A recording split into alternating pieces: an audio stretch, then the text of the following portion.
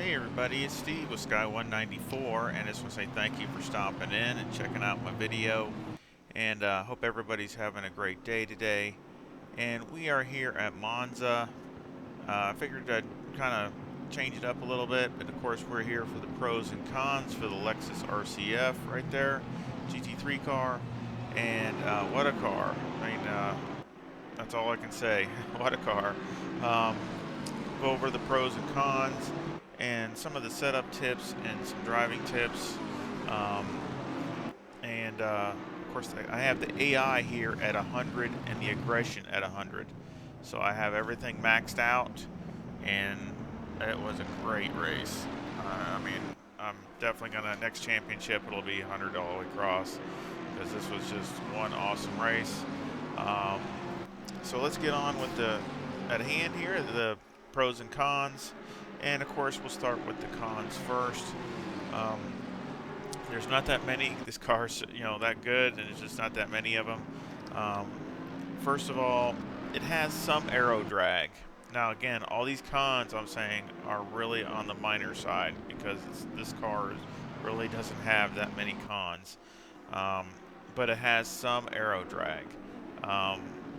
Nothing huge, but it does affect it a little bit on the straightaways.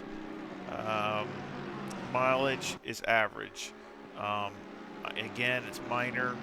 It's probably in the middle of the pack somewhere. It's not bad, but it's not at the top of the pack either. Next, you have the rear end can get kind of loose or nervous, kind of like a mid-engine car. You know how the mid-engine cars feel that way sometimes when going into a turn. Sometimes this Lexus is that way. The back end just sometimes gets a little nervous on the brakes and corner entry. So depending upon the setup. So it just kind of it feels just a little loose once in a while. And sometimes when you're braking, if you got it pretty aggressive, you're on the brakes, the back end's kind of bouncing, dancing around a little bit. So it's which if you're trying to be real aggressive with it, obviously in a race, it can kind of hinder your braking points and stuff. But I mean, again, it's not a big thing. It's just a minor con. And the car does have a little bit of mid-corner understeer, which doesn't surprise me because it is a front-engine car. But it's just a little bit. It's not real bad. Again, it's a minor, but it does have some. That's all the cons, and like I said, those are all the minor ones. So let's go to the pros, because there's a lot more of those. The pros, to me, in my opinion, it's got the best aggressive setups in ACC. To me, that's just my opinion, but I really think that out of all the cars and all the tracks, and I did take this car to multiple tracks, drove it. I even did a couple races, different races at another track and stuff like that. It really just has a great aggressive setups right off the get-go. Once you get the tires up to where they need to be, as far as all that, it's just absolutely really not bad. Usually I'm just roundabout. I mean, even going with one of my setups, probably gain maybe a half a second. That's probably about it. You're not going to really, somewhere around there, which is still a decent amount, but I mean, that's a lot of work to get to that point. And they still feel really good. I mean, they still feel balanced and not real edgy and all that kind of stuff. And it's the next pro. The car is very, very balanced. For a front-engine car, it doesn't, feel like it's nose heavy or tail, wagging all over, other than on the brakes, like I said. But really, it doesn't. It feels really good as far as the balance of the car. The next pro, it's got great turn-in. It's got really good turn-in, which most front-engine cars do have a really good turn-in, but this one's really good. So it really has a good turn-in, and it allows you to trail brake going in lightly if you need to, and it doesn't upset the car at all if you have it set up correctly. And there's a lot of, you can or can't, so it leaves you that option where if you need to you can, but it's just very versatile when it comes to coming into the corners, which leads me to the next pro, which just overall the brakes are really good on the car. So definitely top half of the field, great brakes. Um, you can really lean on them pretty hard, and if you have it set up, really good, really balanced as far as the downforce and everything else, you can brake really good, really with the best of them. So that's really good brakes.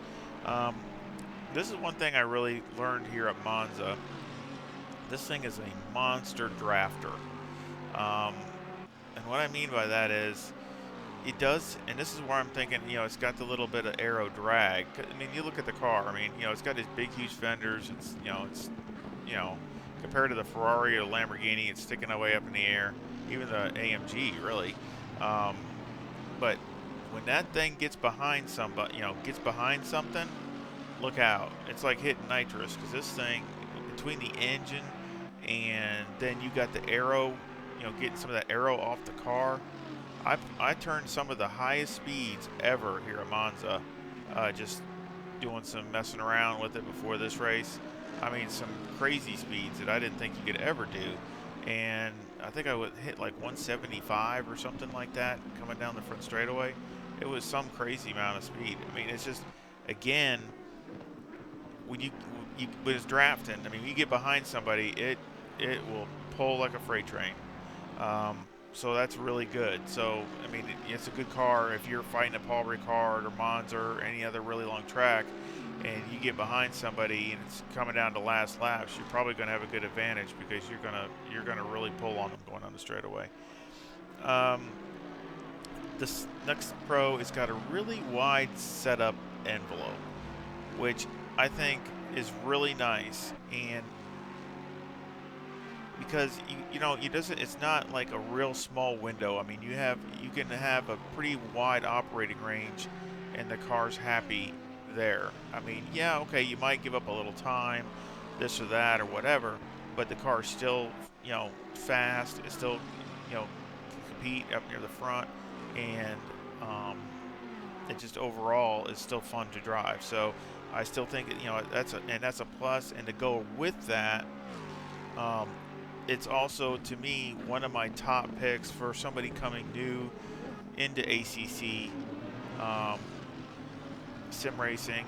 It's got to be in the top 3, because one, it's fast. It's gonna put the good numbers up.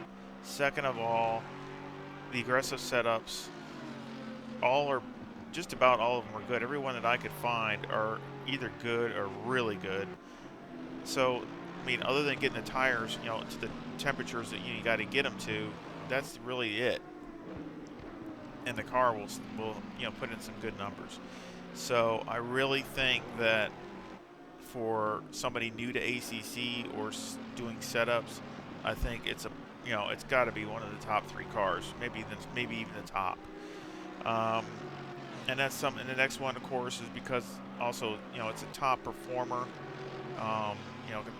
As far as being able to be on the podium or win. I mean, you look at the guys in multiplayer that I've raced with, and most of the ones that are pretty much the fastest that I've been at CP server, like Carlos, which I haven't seen him in a long time, or Rodrigo. They both run pretty much the RCF. That's it. That's pretty much it. So, or most of it. Carlos did do some other cars, but Rodrigo, that's all I've ever seen him in, is RCF. So you can't blame him, because the car is, it's very fast, and also the next pro it's also very consistent. It's a very consistent car. It helps you be consistent, is what I should say. I mean, if you're not real consistent, you'll be more consistent in this car than you will other ones, especially a Lamborghini or an Audi or something like that. it's just a very good, consistent car and a top performer. So that's all the pros. Again, it's a great car. Definitely up near the top of the field. The setup tips and driving, not too many. Basically, just watch the over rotation, and you kind of set it up almost like a mid-engine car. You know, like if you watch my Honda pros and cons, I always kind of more set it up like a front-engine car. Well, this one, the way they got the balance of the car, you almost kind of set it up like a front-engine car or a mid-engine car. It rotates really well, and you really don't need to help it too much. Maybe a little bit, you know, I mean a little bit ride height in the rear and things like that, but you really don't have to do a lot of the other things to get it to rotate quicker, because it just does it on its own. Also, braking. If you have a low downforce like I did here at Monza, you really want to try to keep most of your braking straight. You can trail brake a little, but be real cautious on it. Don't be too aggressive. Mainly just, get off the brakes, as quick as you can. Now, if you have a higher downforce on it, yeah, you can trail brake pretty aggressive, and it doesn't upset the car at all. It doesn't lock up the rear end. It doesn't slide and all those other kinds of things. So it really just depends on your aero package of what you're doing with the car. Also, to go with that, you also kind of want to have a little more preload, kind of like a mid-engine car. It just seems like it's more stable when you have a little bit more preload than some cars. There's a couple other cars that are like that, but this is one of them that for a front-engine car, it usually needs a little bit more, not extreme, but it does need a little bit more preload than some other cars. Let's see, next. It just, for driving tips, really, it's just, the main thing is let the car do the work. I mean, you really, if you try not to overdrive, try just to carry, it's got good corner speed, good corner entry. If you have it set up right, it'll, of course it's definitely holds its own going down the straightaway. So basically, just try to be smooth, hit your braking points, and try not to overdrive it. Let the car rotate, and if you have to, just let it coast through the corner, and get on the gas as soon as you can, so you can use the drive and the engine and let it do its work. And then also, I'm really torn between the steering. I used 810 here rotation, but I really don't know. I mean, I kind of didn't like it, because I really sometimes I had to turn a little bit, especially the chicanes. You had to kind of turn pretty fast one way or the other. And which we can look inside here and see, especially the chicane coming up here. Or 540, which I usually use for the Lamborghini and the Audi and some things like that, might be a little better for this car. But so it'd be that's something to see. I mean, look at that. I got to turn a pretty good amount, but not real bad. It's right on the edge. It's almost it's not real bad, but it's like So I mean, it'd be something might want to try either way, or find somewhere that you like. But I used the 810. That's the same ratio that I use for the Ferrari 488 and the Porsche, because they react. And of course, like I said, you see how as soon as you turn, it's reacting. The car reacts really quick on turn in, and I like cars like that, because it just you could really shoot it towards the apex. So, but that's all that's it for this one for the RCF. Now I want to go over the setup for which I finished third here, and you see I had no drafting help at all really for half the race, because I couldn't catch the first and second in front of me, but they were fighting it out. I mean, they were going back and forth and getting up next to each other, and I mean, it was some good racing. I'm telling you, I don't know, AI-wise, I'm just amazed. At 100, both, all the way across the board, aggression and AI, and it wasn't just a crash, wreck 'em derby fest. I was really impressed, and they were jumping around, and I mean, blocking, being defensive and things like that. So I mean, they're really aggressive. So, but not aggressive to where they're not, ramming you off and things like that. It was great.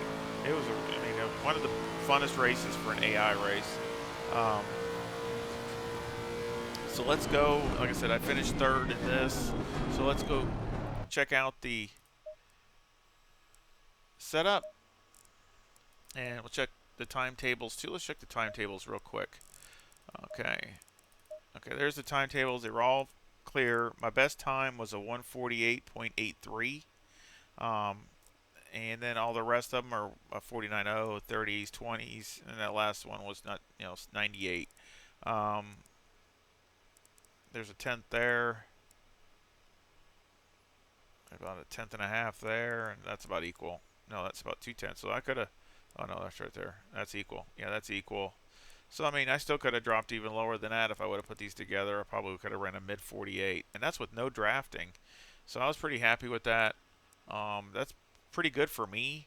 I mean, I know that's not awesome, but for me, it's pretty good. So setup wise, oh, got the tires at 26.1 on the left front, 26.4 left rear, 27.2 right front and the right rear. The toe is a negative 0.05 on the front, with the camber at negative 3.8 on the left front and negative 3.7 on the right front, and the caster at 12.6. The toe on the rear is 0.1 with the camber at negative 2.9 on the left rear and negative 2.8 on the right rear. Electronics are 3 and 5. Fuel, I have 45 liters. I'll go put that up to 65 like I usually do, but I just cut it down to 45 for the race, which I still had way more than I needed. There's the tires that I ran in the race, and you can see the wear I think is really good. I had light graining on the right front. That's it. Everything else was fine. And the wear is almost equal front to rear. A teeny bit more wear on the rear than the front, and on both sides. But I mean, that's not real bad. I think that's really good for 15 minutes. And I was pushing, absolutely hard as I could. So mechanical, got 7 on the anti-roll bar, 60 on the brake bias. Steering ratio's turned all the way down. The springs on the front are 154,000 with a bump stop rate of 900 on the left front and 800 on the right front, and a bump stop range of 2. And on the rear, the springs are still 154,000 with a bump stop rate of 600 on the left rear and 500 on the right rear, and the bump stop range is 10 on the left rear and 15 on the right rear. Anti-roll bar is 3, and the preload on the diff is 100. On the shocks on the front are 16, 13, 24, and 22, and on the rear they're 15, 12, 25, and 22. Aero, I have 55 on the front and 70 in the rear, with a number 1 rear wing and a 4 and 3 in the brake ducts. The front aero variation was 1.6, and I mean, I could have maybe lowered it down a little more in the front, but I didn't want anything to hit going over some of this, some of those high curbs and things like that, and I still was, getting good speed down the straightaway, so I didn't think it really hurt that much. And of course, as all my new setups are, they got a Sky 6, and then I got 0.1 for what version it is, and that designates that this is since the update. And I will leave a link of this in the description. And of course, I have my other stuff, other setups, and model reviews on my playlists if you want to check those out. And of course, all the pros and cons are on the playlist also. So I keep updating those every week or two. I update them to make sure they get added. And also, I have a contest. I don't know when you'll be seeing this, but I will have a contest giveaway in a couple weeks. I'm still getting the details, and I got it's a Fanatic. I'll say what it is when I get ready to get more information, but it's something made by Fanatic, or Fanatec, however you want to call it. So but you don't have to have it to win it. So, like I said, the details will be coming. So I sure hope you come back. Please hit the thumbs up and subscribe if you haven't subscribed, and share it if you could. And I sure hope you all come back and visit really soon. And y'all take care. See ya.